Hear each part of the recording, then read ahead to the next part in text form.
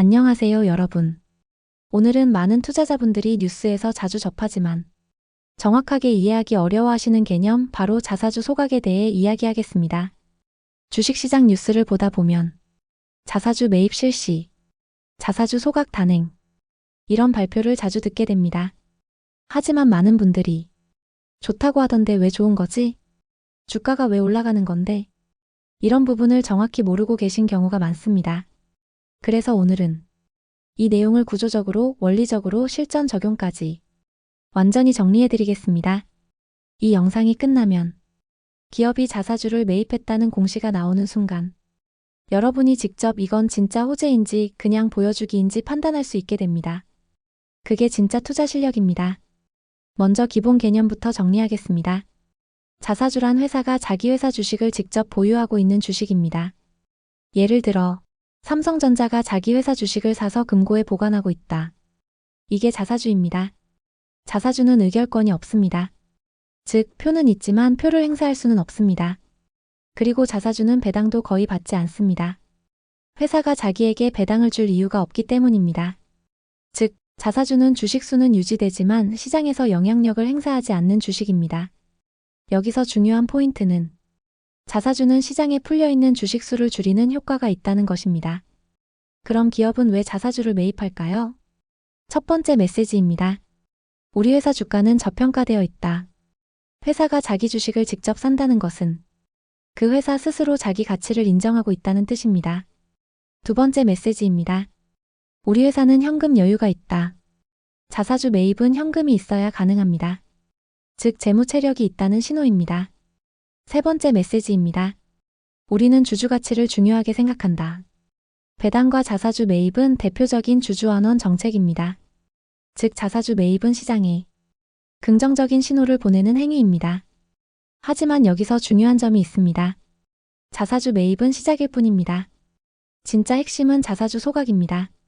자사주를 사서 그냥 들고만 있으면 회사는 언제든지 그 주식을 다시 시장에 내다 팔 수 있습니다. 그렇게 되면 공급량이 다시 늘어나고 주가 상승 효과는 약해집니다. 그래서 투자자들이 진짜로 봐야 하는 것은 매입이 아니라 소각입니다. 그럼 자사주 소각이 무엇인가? 자사주 소각은 회사가 보유한 주식을 완전히 없애버리는 것입니다. 즉, 영구 삭제입니다.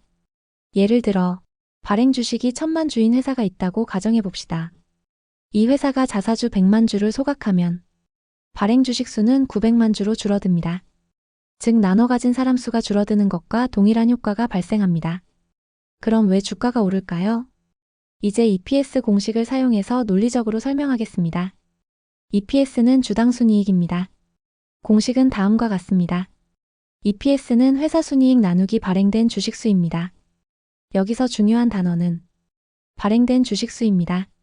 소각은 이 주식수를 줄이는 행동입니다. 즉, 회사가 돈을 더 못 벌었어도 주주 한 명이 가져가는 몫이 커집니다. 이것이 주주가치 상승하면서 내재 가치가 상승해서 주가가 상승하는 것으로 연결됩니다. 이제 실제 시장에서 주가는 어떻게 반응하는지 보겠습니다. 일반적으로 패턴은 다음과 같습니다. 자사주 매입 발표 후 주가는 완만한 상승 또는 추세 전환합니다. 자사주 소각 발표 후 단기적으로 강한 상승이 나타나며 이후 중장기 가치 상승 기반이 형성됩니다. 특히 효과가 크게 나타나는 경우는 주가가 이미 저평가 상태이고 소각 규모가 크고 기업 실적이 안정적일 때입니다. 반대로 실적이 악화 중인 기업은 소각을 해도 장기적 가치를 유지하기 어렵습니다. 즉, 소각도 기업의 기초 체력 위에서 이루어져야 의미가 있습니다. 실제 기업 사례입니다. 삼성전자는 2018년 대규모 자사주 소각 정책을 발표하며 대표적인 주주 친화 기업으로 인정받았습니다. 반면 카카오는 매입은 자주 했지만 소각은 매우 적었기 때문에 주가 상승 지속력이 약했습니다. 즉, 소각 없는 매입은 기대감만 있고 결과는 없습니다. 그렇다면 우리는 공시에서 무엇을 봐야 할까요? 5가지입니다. 첫째, 소각 예정 또는 소각 완료 문구. 둘째, 소각 주식수. 셋째, 소각 비율. 넷째, 소각 일정. 다섯째, 과거 소각 이력. 특히 소각 비율은 체감 효과에 직접 영향을 줍니다. 비율이 0.1% 이하는 시장 반응이 거의 없습니다. 1% 이상이면 시장에서 강하게 체감합니다. 특히 3% 이상이면 기업 구조 자체가 변하는 수준으로 해석됩니다. 이제 실전 투자 전략입니다. 단기 매매 관점에서 소각 발표 직후 갭 상승 시에는 추격 매수 금지입니다. 5일 10일 이동평균으로 눌리는 구간에서 진입하는 것이 안전합니다.